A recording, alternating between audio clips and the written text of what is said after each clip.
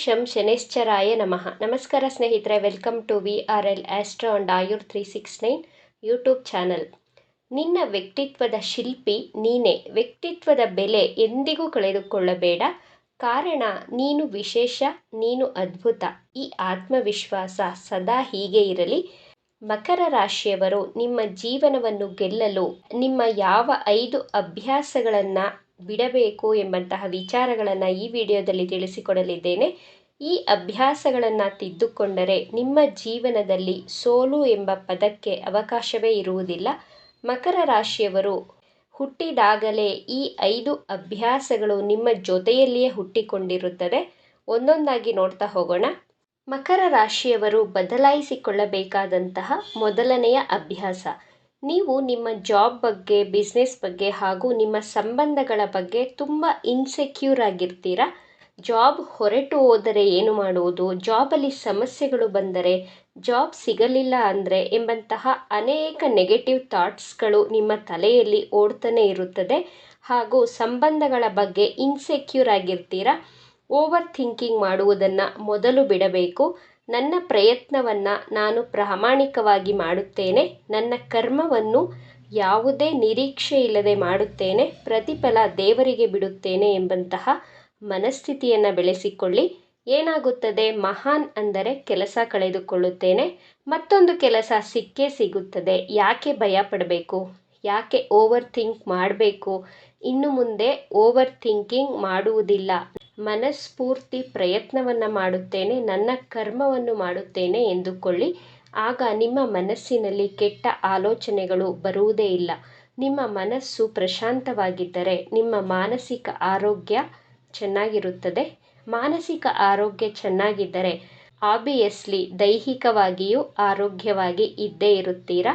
ನೀವು ಚೆನ್ನಾಗಿದ್ದರೆ ಜೀವನದಲ್ಲಿ ದೊಡ್ಡ ದೊಡ್ಡ ಸಾಧನೆಗಳನ್ನು ಮಾಡಬಹುದು, ನಿಮ್ಮ ಜೀವನವನ್ನು ಗೆಲ್ಲಬಹುದು. ಮಕರ ರಾಶಿಯವರು ಬದಲಾಯಿಸಿಕೊಳ್ಳಬೇಕಾದಂತಹ ಎರಡನೆಯ ಅಭ್ಯಾಸ, ನಿಮ್ಮ ಹಣದ ವ್ಯಯ ಮಾಡುವುದರಲ್ಲಿ ಗಮನವಿರಲಿ. ನಿಮ್ಮ ಎಕ್ಸ್ಪೆನ್ಸಿವ್ ಬಗ್ಗೆ ಕಂಟ್ರೋಲ್ ಇರಬೇಕು. 32ನೇ ವರ್ಷದವರೆಗೂ ನೀವು ಹಣವನ್ನು ಹೆಚ್ಚಾಗಿ ಖರ್ಚನ್ನು ಮಾಡುತ್ತೀರಾ.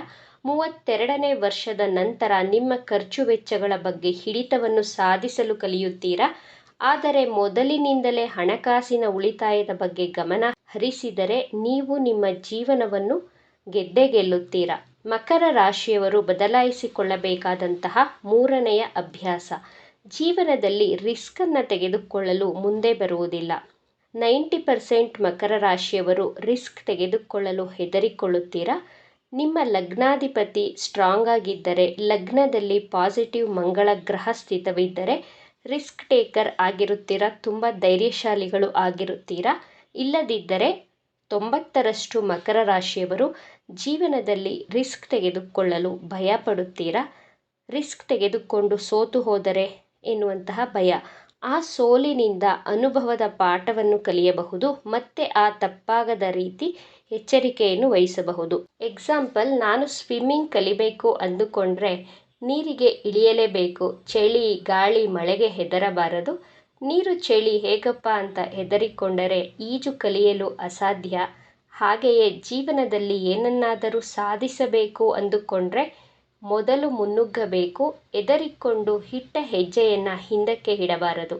ಮಕರ ರಾಶಿಯವರು ಬದಲಾಯಿಸಿಕೊಳ್ಳಬೇಕಾದಂತಹ ನಾಲ್ಕನೆಯ ಅಭ್ಯಾಸ, ನಿಮ್ಮ ತಪ್ಪುಗಳನ್ನು ಯಾರಾದರೂ ತಿಳಿ ಹೇಳಿದರೆ ನೀವು ನಿಮ್ಮ ತಪ್ಪುಗಳನ್ನು ಒಪ್ಪಿಕೊಳ್ಳುವುದಿಲ್ಲ. ಆ ತಪ್ಪನ್ನು ಸುತ್ತಿ ಬಳಸಿ ಹೇಳುತ್ತೀರಾ, ನೇರವಾಗಿ ಒಪ್ಪಿಕೊಳ್ಳುವುದಿಲ್ಲ. ನಮ್ಮ ಬೆನ್ನು ನಮಗೆ ಯಾವತ್ತೂ ಕಾಣಿಸೋದಿಲ್ಲ, ಹಾಗೆಯೇ ನಮ್ಮ ತಪ್ಪುಗಳು ನಮಗೆ ತಿಳಿಯುವುದಿಲ್ಲ. ನಿಮ್ಮ ಕುಟುಂಬದವರು, ನಿಮ್ಮ ತಾಯಿ, ತಂದೆ ಅಥವಾ ಆತ್ಮೀಯರು ಹೇಳಿದಾಗ ಆ ಒಂದು ಕ್ಷಣ ಮೌನವಾಗಿ ನಿಮ್ಮ ಮನಸ್ಸಿನಲ್ಲಿ ತರ್ಕಬದ್ಧವಾಗಿ, ಅಂದರೆ ಲಾಜಿಕಲ್ ಆಗಿ ಥಿಂಕ್ ಮಾಡಿ, ತಪ್ಪಿದ್ದರೆ ಹೌದು, ಮನುಷ್ಯ ಅಂದ ಮೇಲೆ ತಪ್ಪು ಮಾಡುವುದು ಸಹಜ ಗುಣ, ಅದನ್ನು ತಿದ್ದಿಕೊಂಡು ಮುಂದೆ ಈ ತಪ್ಪು ಮರುಕಳಿಸದಂತೆ ಎಚ್ಚರಿಕೆಯನ್ನು ವಹಿಸಿದರೆ ನಿಮ್ಮ ಜೀವನದಲ್ಲಿ ಕಷ್ಟ, ಅವಮಾನಗಳು, ದುಃಖ ಕಡಿಮೆಯಾಗಿ ಜೀವನದಲ್ಲಿ ಯಶಸ್ಸನ್ನು ಪಡೆಯುತ್ತೀರಾ. ಮಕರ ರಾಶಿಯವರು ಬದಲಾಯಿಸಿಕೊಳ್ಳಬೇಕಾದಂತಹ 5ನೆಯ ಅಭ್ಯಾಸ, ಪ್ರತಿಯೊಂದು ಚಿಕ್ಕ ಪುಟ್ಟ ಮಾತುಗಳನ್ನು ಮನಸ್ಸಿಗೆ ಬಹಳ ಬೇಗ ಹಚ್ಚಿಕೊಂಡು ಚಿಂತೆ ಮಾಡಿ ದುಃಖ ಪಡುವುದನ್ನು ಬಿಡಬೇಕು. ನಿಮ್ಮ ಮ್ಯಾರಿಡ್ ಲೈಫಲ್ಲಿ, ಲವ್ ಲೈಫ್, ಜಾಬ್ ಹಾಗೂ ಬಿಸ್ನೆಸ್ಸಲ್ಲಿ ಯಾರಾದರೂ ಒಂದು ಮಾತು ಆಡಿದರೆ ಆ ಮಾತನ್ನು ಅಲ್ಲೇ ಇಗ್ನೋರ್ ಮಾಡಿ ಆ ಮಾತನ್ನೇ ಮನಸ್ಸಿಗೆ ಹಚ್ಚಿಕೊಂಡು ಕೊರಗಿದರೆ ನಿಮ್ಮ ಇಡೀ ದಿನ ಹಾಳಾಗುತ್ತದೆ. ನಿಮ್ಮ ಗೋಲ್ ಕಡೆ ಫೋಕಸ್ ಮಾಡುವುದಕ್ಕೆ ಕಷ್ಟ ಆಗಬಹುದು. ಆದ್ದರಿಂದ ಮಾತುಗಳನ್ನು ಇಗ್ನೋರ್ ಮಾಡುವುದನ್ನು ಕಲಿಯಬೇಕು. ಆ ವ್ಯಕ್ತಿಗಳನ್ನು ಸಹ ಇಗ್ನೋರ್ ಮಾಡಿ ಅವರ ಉದ್ದೇಶ ಏನು ಗೊತ್ತಾ? ನಿಮ್ಮ ಗುರಿಯನ್ನು ತಪ್ಪಿಸಿ ನಿಮ್ಮ ಸೋಲನ್ನು ನೋಡಿ ಆನಂದ ಪಡುವ ಉದ್ದೇಶದಿಂದ ನಿಮ್ಮನ್ನು ಟ್ರಿಗರ್ ಮಾಡಿ ಮಾತನಾಡುತ್ತಾರೆ.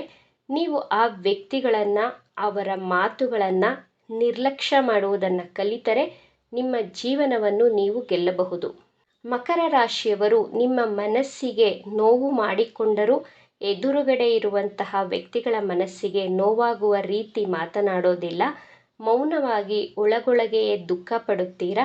ಈ ಗುಣವನ್ನು, ಅಭ್ಯಾಸವನ್ನು ಬದಲಾಯಿಸಿಕೊಳ್ಳಿ. ಈ ಮೇಲೆ ತಿಳಿಸಿದಂತಹ 5 ಅಭ್ಯಾಸಗಳನ್ನು ಬದಲಾಯಿಸಿಕೊಳ್ಳಲು ಪ್ರಯತ್ನಿಸಿ. ನೀವು 100% ನಿಮ್ಮ ಜೀವನವನ್ನು ಗೆಲ್ಲುತ್ತೀರಾ. ಈ ವಿಚಾರಗಳು ನಿಮಗೆ ಇಷ್ಟ ಆಗಿದೆ ಅಂತ ಭಾವಿಸ್ತಾ ಇದ್ದೇನೆ. ಇಷ್ಟ ಆಗಿದ್ದರೆ ನಮ್ಮ ಚಾನಲನ್ನು ತಪ್ಪದೇ ಸಬ್ಸ್ಕ್ರೈಬ್ ಮಾಡ್ಕೊಳ್ಳಿ. ಈ ವಿಡಿಯೋಗೆ ಒಂದು ಲೈಕ್ ಕೊಡೋದನ್ನು ಮರಿಬೇಡಿ. ಈ ವಿಡಿಯೋವನ್ನು ನಿಮ್ಮ ಫ್ರೆಂಡ್ಸ್ ಹಾಗೂ ಫ್ಯಾಮಿಲಿ ಗ್ರೂಪಲ್ಲಿ ಹೆಚ್ಚು ಶೇರ್ ಮಾಡಿ. ನಿಮ್ಮ ಅಭಿಪ್ರಾಯಗಳನ್ನು ತಪ್ಪದೇ ಕಮೆಂಟ್ ಮಾಡಿ. Thank you friends.